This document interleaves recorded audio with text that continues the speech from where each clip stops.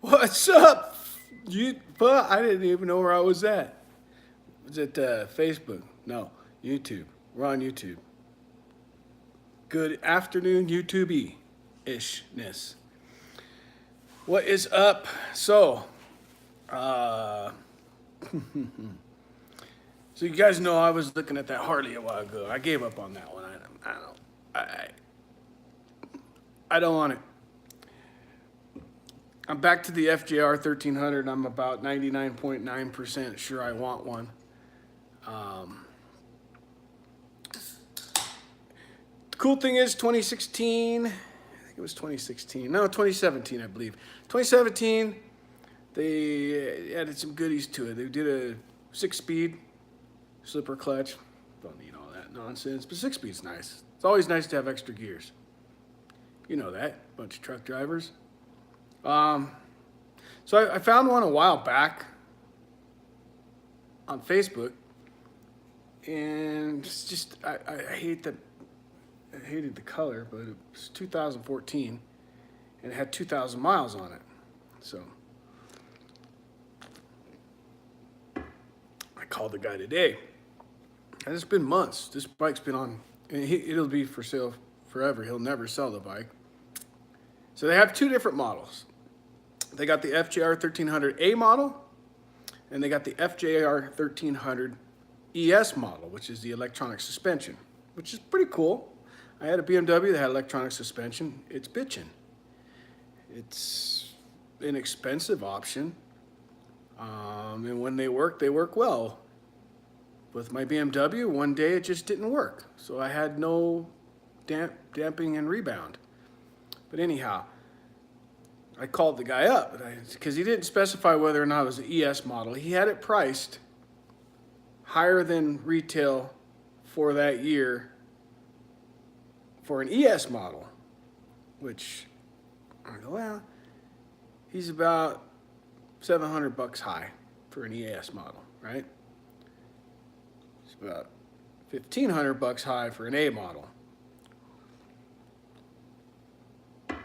I call the guy up, and of course, I knew right away. I could tell the guy was just one of these guys you ain't gonna make a deal with because he knows everything. Because he's talked to all the dealers. He's one of those guys. He's been to the dealer, and the dealer told him the bike was worth millions. Millions. Oh yeah, that bike's worth millions.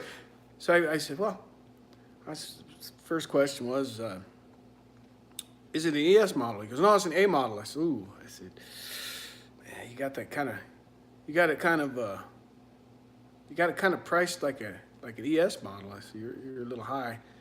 Even for an ES model, you're a little high, but you're real high for an A. He goes, well, the guy that bought the bike from him, he told me that the ES model is really for if you're really just gonna go hauling ass and through the canyons and riding the bike hard. I said, well, the guy that told you that probably told you that because he didn't have an ES model on the floor and he wanted to sell you this A model. I said, the only difference between the two suspensions is one is electronically adjustable, and the A model, you got to turn a fucking knob and turn a couple screws to adjust the suspension. He doesn't know anything about motorcycles. So he's letting these fucking cocksucker dealers fill his head with horse shit, and he believes it. And a guy like that, you can never make a deal with, sadly. So I said, well, ooh, it's all right. Well, it doesn't sound like, I don't think you're going to have any wiggle room in there because you really think this bike's worth a lot. And I said, and to be honest, you have a bike that's a niche bike. There's not a lot of people that want that bike. It's not a super popular bike, and I don't understand why because they really are a bitchin' bike, but they're not super popular. It's not a super popular bike. You won't see one very often on the road, which is fine with me. They've been around for a long time. They're fantastic motorcycles, and people rack up hundreds of thousands of miles on them. But I told him, I said, look, I said, I've had more bikes than I have fingers and toes. I've been doing this a long time, and if the dealer tells you the bike's worth 10,000, it doesn't make the dealer right. I said, first of all, a dealer's only going to go by NADA guides, period. So if you were to trade that in, they're only going to go by NADA guides. And I go by NADA guides, especially on a bike that there ain't any out there for sale. You can't even, I was trying to make a deal on a FJR 1300, a Yamaha. And this guy just, it'd be one thing if the bike was around the corner from me. I'd go look at it, but it's 3 hours away. And I can already tell, don't tell me what to fucking do. I don't want a Jeep. I want another motorcycle. At the end of the day, motorcycles make me happy. Jeeps stress me the fuck out. Because break something on a Jeep, it costs more than my next month's pay. I don't get stressed out when I'm on a motorcycle. But when I'm four-wheeling, my shoulders get tense. I get nervous. I'm like, fuck, I hope I don't break something because I'm poor. But a Yamaha is a solid investment. But anyways, back to the thing. The guy, you could just tell, he's one of those guys. He's that guy. It's like, you ain't gonna deal with him. First of all, in his voicemail, he kind of gives away where he works. He's got money. So he's not hurting for money. It wouldn't hurt him if he never sold the bike. That's the first problem. A guy like that, the only way to really negotiate with a guy like that is to play the heartstrings where that bike's going to have a beautiful home and a beautiful life. Well, yeah, a lot of people, but this guy's got a lot of money. So it's hard to deal with a guy like that because they're not hurting, not even a little bit. The problem is, when you have a bike that's 5 years old, it also works against you because it needs tires. I won't ride a motorcycle with tires that are 5 years old. I don't care if they're brand new. They're fucking shot. They're rock hard. They won't stick. They'll kill you. It's not good. He won't sell it to me because I'm going to offer him $8,200 because I got to put a set of tires on that bike right away. It's 2 years old, or it's 5 years old with 2,000 miles, so it hasn't been ridden for shit. That's not a great thing for anything on the bike. It's not good for master cylinders. It's not good for a lot of things. Super low mileage on a motorcycle is not necessarily a great thing. So, it's a bummer. It's a bit of a disappointment, but you're never going to convince somebody that's not hurting for money to sell their bike. Oh well, they're out there. At the end of the day, I hate buying used bikes anyways. It's a hard thing to do to buy a used bike unless it's 1 or 2 years old with very low mileage. Those are the only used bikes I really look at, but this one was like, God damn, it's pretty clean. But it's gonna need a set of tires because, first of all, those tires are 5 years old if they were put on the day the fucking bike was built. The tires could be up to 10 years old. You don't know. The only way to look is the date code on the tire. And a couple things I feel very strongly about in motorcycles is a helmet, shelf life. 7 years from the date of manufacture. Throw that fucker thing in the trash. 5 years after the first time you put it on your head. And I'm adamant about it. I'm just bummed. I really wanted this bike, but you can't just hold on to a bike and sit it in the garage because it's not good for them. It's not good for them to sit.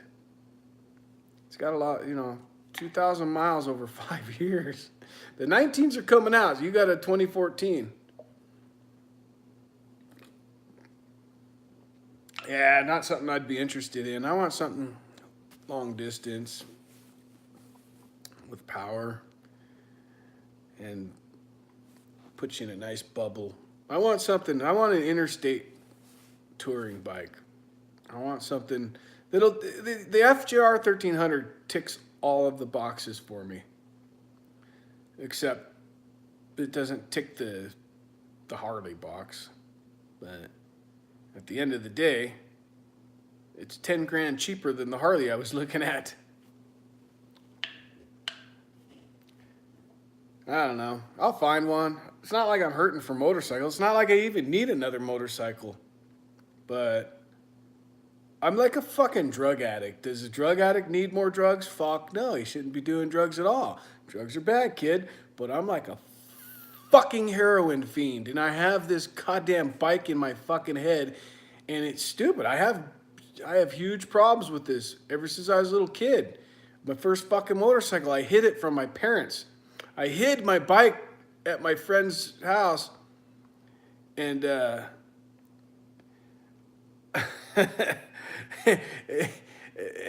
when I turned 18, I brought it home. I was like, "Hey, look what I got!"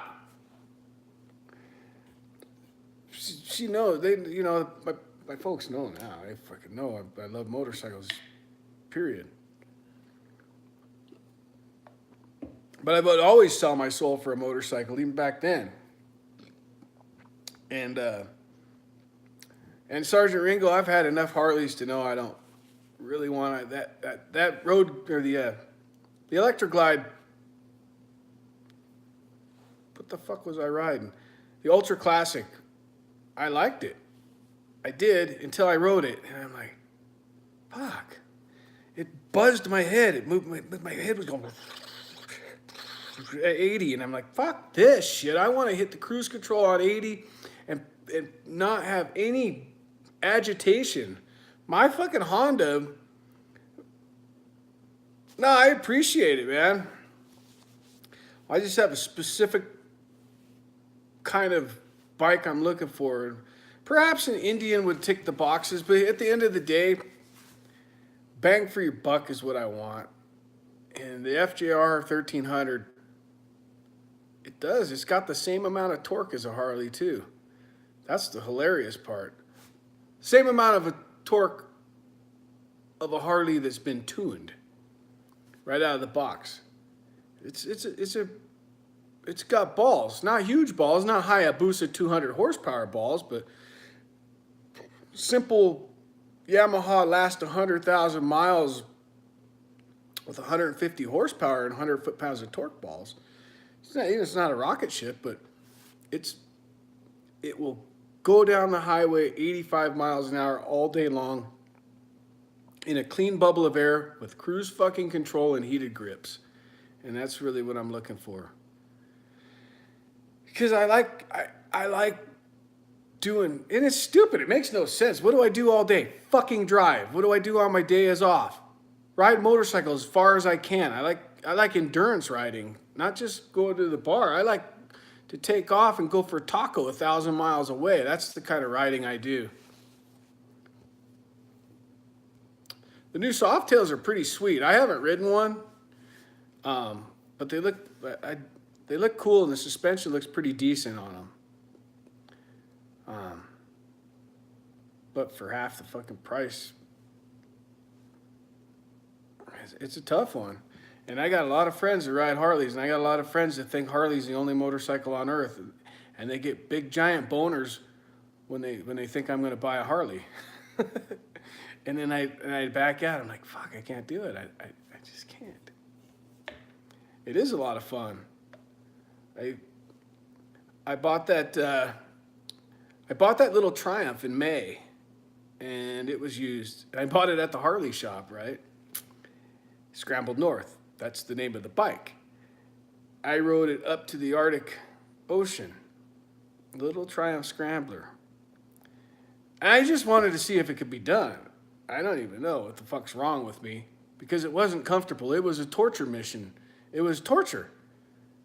And it now has almost 14,000 miles on it since last May. Little bike. Now, can you imagine how many miles I put on that FJR 1300? Because it takes a long time with the little bike to put that many miles on it. It's hard. But a bike like the FJR 1300, it's got cruise control. My hands are fucked up. It sucks. My hands, both of my hands are fucked. They're fucked, and it bothers me because my hands used to be, I had freakishly strong hands. Like, my hands were like stupid. I could fucking grab just about anybody's hand and put them to the ground. Now I can barely fucking open a bag of goddamn potato chips. So my hands are fucked. So cruise control is nice. Because it's really just the love of motorcycles at this point that I can even ride them. Because I'm in pain a lot. Just because of stupid shit you do when you're young, right? But my hands are fucked off. They're not going to get better. And holding a steering wheel all day doesn't help them, especially on a Freightliner. So I just want to get it all in before the body goes, hey, we're done. I kind of want to get it all in before the body goes, hey, dumbass, wore out. And I'm not that old. So, just a couple things there's like a few things I just absolutely love. That's motorcycles. I love backpacking. And I love camping, obviously. I love camping off of a backpack or a motorcycle or out of my truck. I love camping. But I'm barely home. I come home, I toss some shit in the laundry, and I jump on the bike, and I'm gone. And I just love riding. But I don't have a big bike anymore, and I miss having a big bike that's an intercontinental type bike, something you can really eat up the miles on. My Africa Twin is pretty comfortable, but to make it sit on the highway all day at 80 miles an hour, 80's pushing it for that bike, really, in my opinion. And it's just my opinion. It's just the way the bike feels.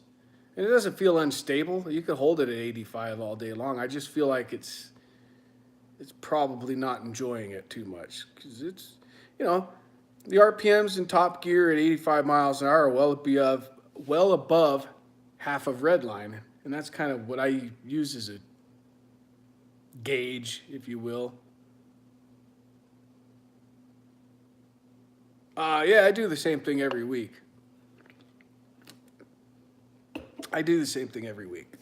So I go back to work tomorrow.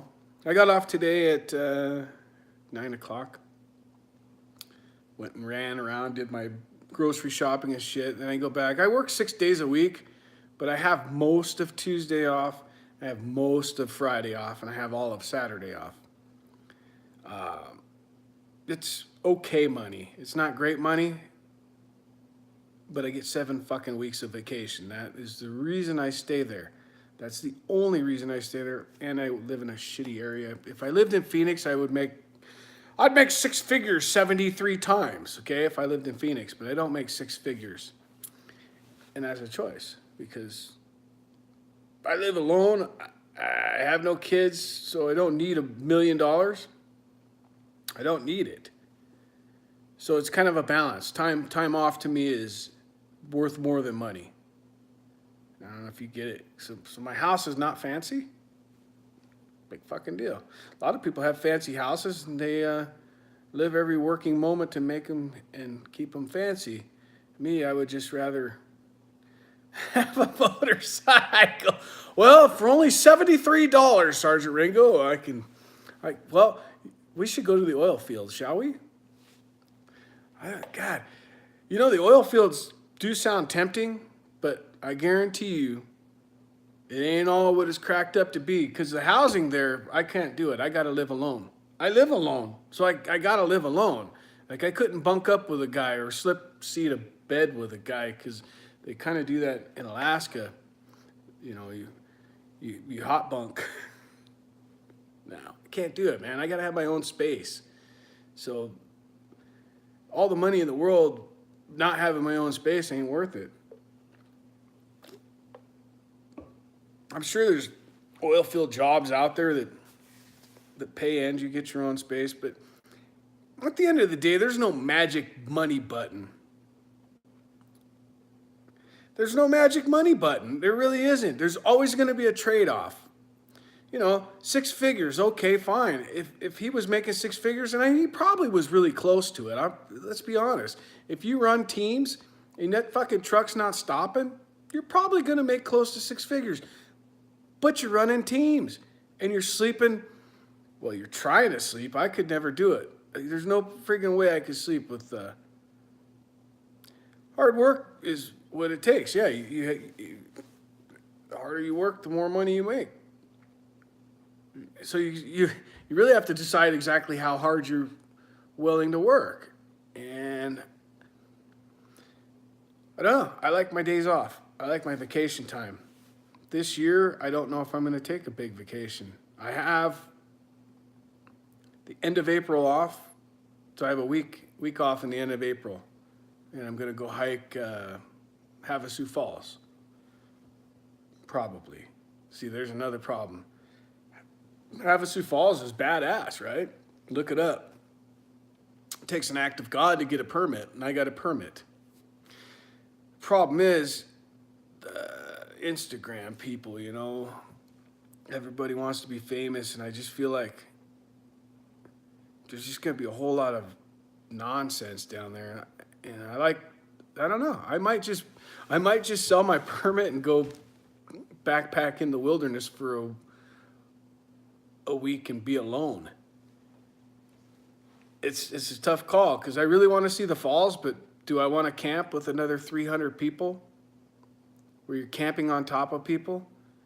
The only time that's fun is at a bike rally when there's chicks running around with their titties out and jumping into your tent. And those kind of rallies don't exist really. Yeah. The problem is there's a whole lot of trucking jobs that aren't paying anything, and it sucks. Because we're definitely not paid, you know, over the road, man. That's a tough haul. I talked to Fleener Brothers. I don't know if you heard of them. They've got some pretty badass trucks. Sadly, that's part of their pay plan. Cool guy too, man. I talked to them. They seem really cool. It's a cool company. But any company that's got badass trucks, that's part of your pay package. And the money they offered me would have probably been all right if we were hauling some kind of drop and hook horse shit or something easy. But I'm not hauling dynamite for that kind of money, because I know you're not hauling dynamite for that kind of money. You're hauling dynamite for a lot of money, and you're giving me a little bit of money, and that's not good. Not good. They had tankers. They got dry van that they haul explosives and shit with, and flatbed. And the money wasn't great. It was not great. And it was no vacation. Not a lot of home time. So if I'm gonna be gone for months at a time, I gotta make more. Oh God. So they paid more than Western. Western's got some bitchin' trucks, but what are they, 37 cents a mile? Something like that? They got awesome trucks. And here's the thing about Western, they've got the armored division. Armored! You're a fucking armored semi-truck driver with bulletproof fucking glass running teams making a pittance. No, thank you. If I'm gonna put my life on the line for you, you're gonna pay me for it. I don't have a problem doing it, but I'm not doing it for, not for that kind of money. Nah, hell no. Dude, they got beautiful trucks. Which one did you see, Ryder? The Western trucks, the blue Pete's, and well, they got everything now. You know, they got Pete's and Kenworths, and got some of those 567s. Yeah, the Western trucks. Fleener Brothers, follow them on Instagram. Fleener, Fleenor, bitchin' trucks. They just did a W990 with about a 300-inch wheelbase, and you know what? It looks pretty damn cool. They do a great job.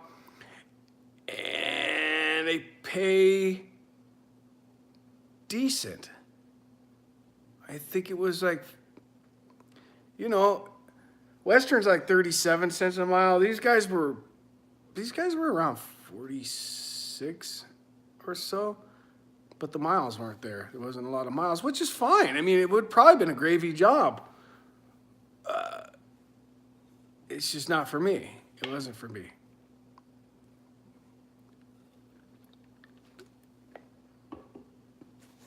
You're running 2,300 miles a week. That ain't gonna. You can get by on that for sure. But at that point, I'm not riding my motorcycles, so I need to compensate for that. Also, I was looking at what do you call it? We Haul Bikes or Haul Bikes, haulbikes.com.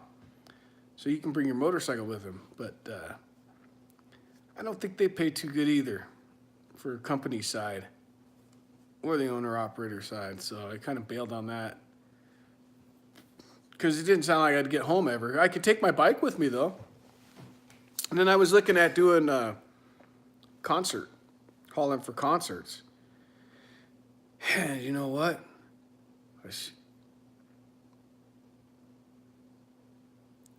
Yeah.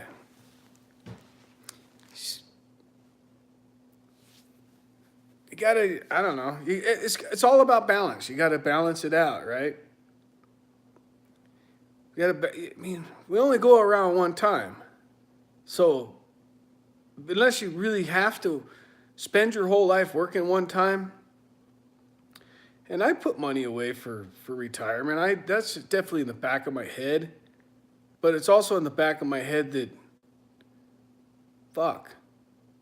So I try to balance that too. I balance that out. I was like, okay, we'll put a little bit here, but I'm not going to pass up a motorcycle either. It's stupid.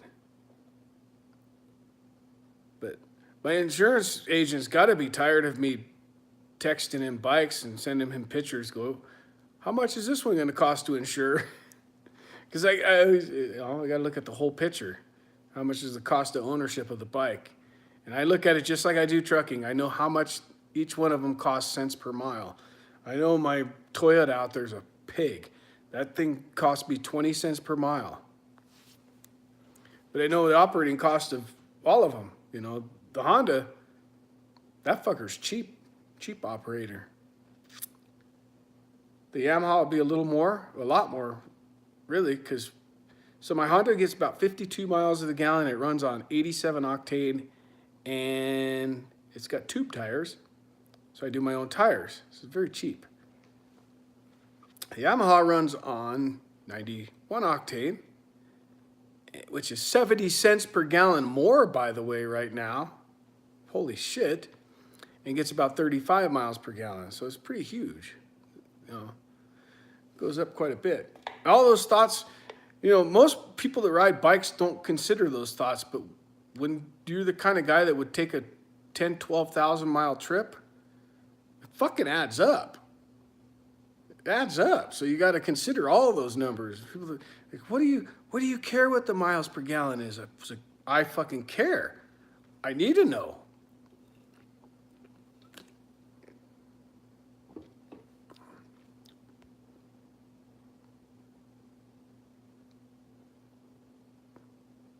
That's perfect. If you get, so you're saying you get, 3 weeks out, 2 weeks. So how much home time do they give you? In fact, Ryder, how long have you been driving? Because if I remember correctly, you drive for one of the megas. So how long have you been driving? And do they treat you right? As I've noticed even with my company, you used to have a lot of experience. And you'd have to sign your left testicle over to work for them. So I am a one-ball man. I'm not even off to the rodeo, but seriously, we're training people now, which is unheard of. Perfect. That's awesome. We're training people. So there definitely must be a driver shortage. And since there's such a shortage, I don't know how I can't leverage that for more money. It is what it is. 7 weeks vacation. Of course, they kind of changed the way the vacation worked this year. And I kind of bitched at HR. I said, what the fuck's this? Because they took some of our vacation away and called it sick pay. And I was like, well, what's sick pay mean? What does that mean? I said, can I schedule my sick pay? She goes, yes. I said, good. I'll be sick from April 29th to May 7th. I don't want to say who I work for just because there's if you watch enough videos, you probably figure it out. But as vindictive as people are, and people are just assholes for no reason, it sucks. But people just, I don't understand people. They get pissed off and they want to fucking ruin people. They go, oh, I don't like his white beard. Fuck him. Let's go, So I started out not caring who knew where I worked, and I was like, oh, yeah, I better fucking be mellow because I feel like you should be able to say whatever the fuck you want. Internet's no different than real life. I don't have a filter in real life either, and they know it. Because, we got into, my boss used to be my best friend. We got into it the other day because over this time change. I hate the time change. Yeah, it sucks. It sucks that you have to, though. You should be able to say what's on your mind. I'm not saying anything bad, but every little thing people just get butthurt over now. And it's like, we live in a world of butthurt. It's sad.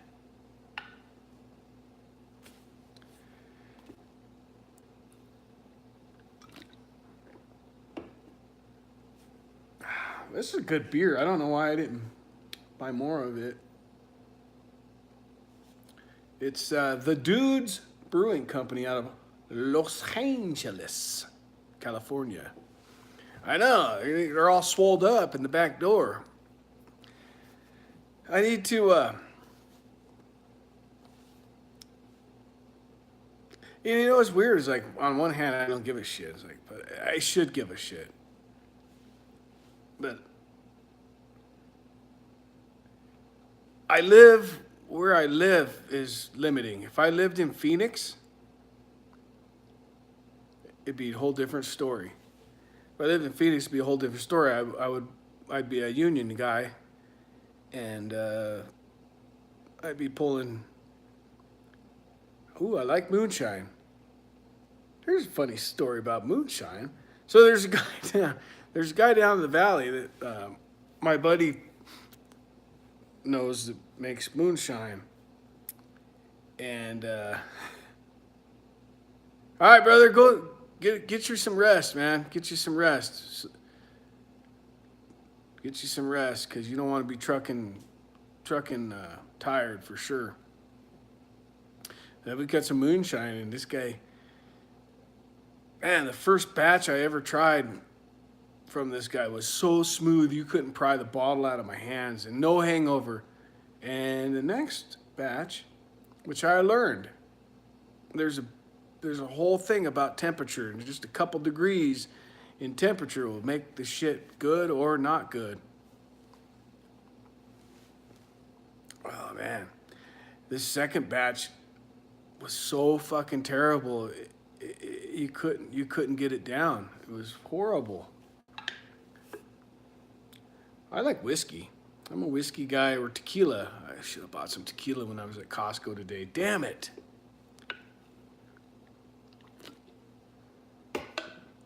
All right, guys, I got to break the seal. That pint went down too good. I think I'm going to go up to the bar and use their Wi-Fi.